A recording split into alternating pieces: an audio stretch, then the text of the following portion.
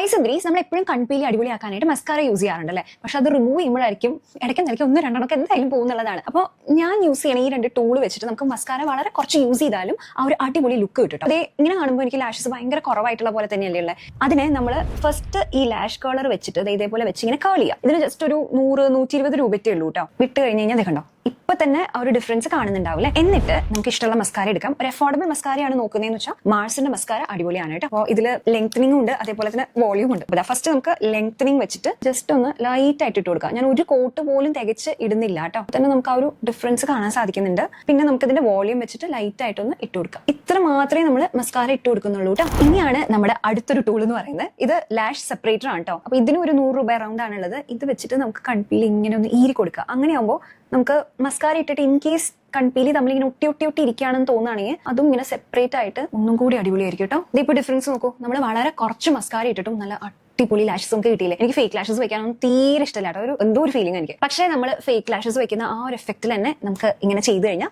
കിട്ടും കേട്ടോ. അപ്പൊ ഈ രണ്ട് ടൂൾസ് ഒന്ന് മേടിച്ച് വെച്ചാൽ മതി. നമുക്ക് ഐ ലാഷസ് അടിപൊളിയാക്കി എടുക്കാൻ പറ്റും. അതേ പ്രോഡക്ട്സ് ടാഗ് ചെയ്തിട്ടുണ്ട്.